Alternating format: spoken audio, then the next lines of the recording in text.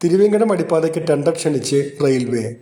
Station വികസനത്തിന്റെ ഭാഗമായി അടഞ്ഞുപോയ തിരുവേങ്കടം railway ഗേറ്റിന് ബദലായി നിർമ്മിക്കുന്ന അടിപ്പാതയ്ക്കാണ് റെയിൽവേ ടെൻഡർ ക്ഷണിച്ചിട്ടുള്ളത്. 6.46 കോടിയാണ് അടിപ്പാതയുടെ എസ്റ്റിമേറ്റ് തുക. 5 മീറ്റർ വീതിയും 2.75 മീറ്റർ ഉയരവുമുള്ള അടിപ്പാതയാണ് ഇവിടെ നിർമ്മിക്കുന്നത്. മാർച്ച് 11 വരെയാണ് ടെൻഡർ സ്വീകരിക്കുന്ന കാലാവധി. 1 വർഷമാണ് അടിപ്പാത നിർമ്മാണത്തിന് അനുവദിച്ചിട്ടുള്ള സമയം. റെയിൽവേ വികസനത്തിൽ ഗതാഗത സൗകര്യങ്ങൾ അടഞ്ഞുപോയ തിരുവേങ്കടം പ്രദേശത്തിൻ്റെ ദീർഘകാലമായുള്ള ആവശ്യമാണ് ഈ അടിപ്പാത. ഇതിനായി ബ്രദേഴ്സ് ക്ലബിൻ്റെ നേതൃത്വത്തിൽ ആക്ഷൻ കൗൺസിൽ രൂപീകരിച്ച് പ്രവർത്തനങ്ങൾ നടത്തിയിരുന്നു. NK അക്ബർ MLA മുൻകൈയെടുത്ത് നഗരസഭയുടെ സഹകരണത്തോടെ സംസ്ഥാന സർക്കാരിൻ്റെ ഫണ്ട് പ്രയോജനപ്പെടുത്തി കേരയിൽ വഴി അടിപ്പാത നിർമ്മിക്കാനുള്ള പദ്ധതി അവസാന ഘട്ടത്തിലെത്തിയിരുന്നു. സംസ്ഥാന ബജറ്റിൽ ഇതിനുള്ള തുക വകയിരുത്തുകയും ചെയ്തിരുന്നു.